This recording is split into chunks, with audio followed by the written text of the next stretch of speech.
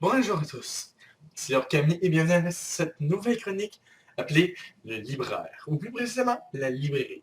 Qu'est-ce que la librairie? C'est une chronique qui parlera de livres, de mangas, de bandes dessinées et de lecture littéraire au simple. Le concept, je vous parle d'un livre, j'essaie de vous vendre le livre, de vous donner le coup de lire ce livre. Alors aujourd'hui, nous commençons par un livre que j'ai lu très récemment. Désolé si ça a l'air. C'est un livre d'école. C'est Le crime de l'Orient Express par Agatha Christie. Alors, qu'est-ce que le crime de l'Orient Express? Je vais vous lire le dos, bien sûr, comme tout bon libraire. Prendre ma voix.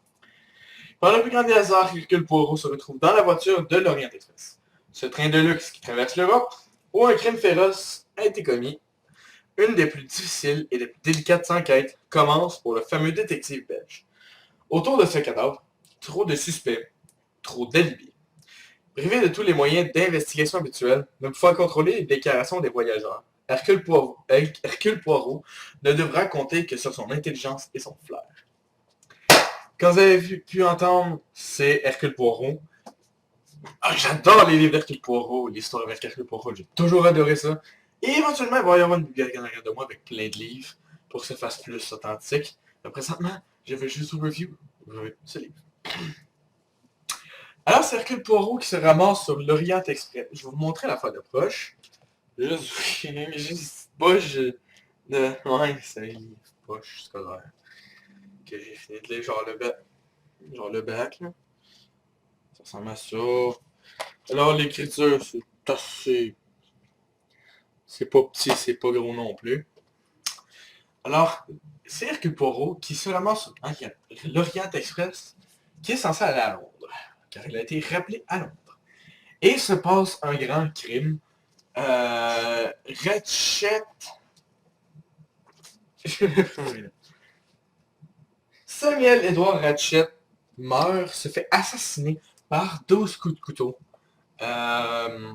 Hercule doit trouver, selon les 12 ou 13...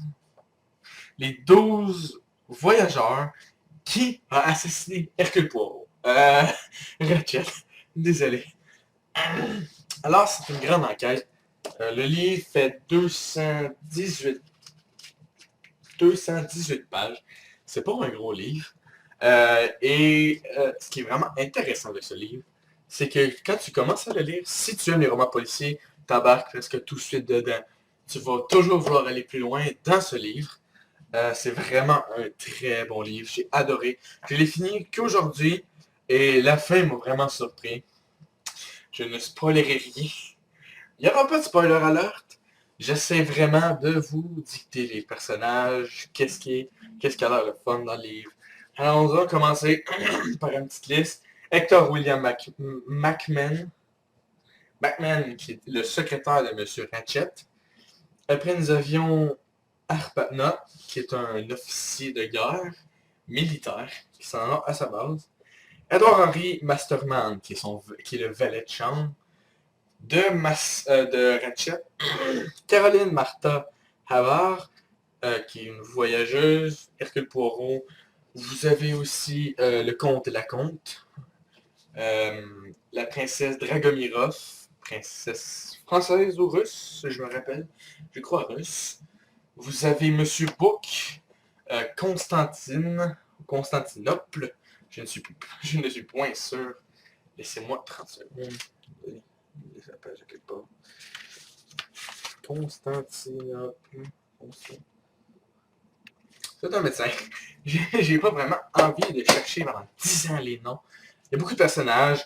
L'italien, plus précisément Antonio Fosracelli, ou du genre comme ça. J'ai pris que peu de notes, honnêtement. Très peu de notes. Et pour un livre de 218 pages, c'est bourré d'intrigues. Je vous spoil rien, mais la fin est surprenante. J'ai jamais réussi à trouver qui était le meurtrier au final. Ça m'a vraiment surpris. C'est vraiment l'indice, c'est vraiment... Agatha Christie, quand elle faisait cette histoire d'Hercule Poirot, ça finissait ça avec une bonne fin. Et cette fin m'a énormément surpris, parce que tu t'attends pas à ça, surtout d'un livre comme ça. Et ai-je d'autres choses à dire sur ce livre? Pas vraiment. À moins que je vous dise, lisez-le, c'est magnifiquement bon. C'est, je dirais pas que c'est un livre parfait, mais c'est un livre quand même assez bon pour ceux qui aiment la lecture de lit ou tout simplement la lecture de route ou lire. C'est un vraiment bon livre. C'est un bon livre de chevet à lire avant de se coucher. C'est, si vous aimez vous faire raconter une histoire, lire de quoi pour vous endormir ou juste vous évader du monde, c'est un bon livre. Je vais vous parler du langage. C'est un langage assez soutenu. Je vais vous lire une phrase ou deux. Euh,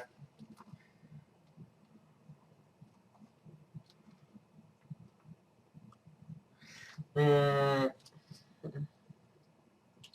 J'essaie de vous trouver une page avec des mots assez complexes, disons.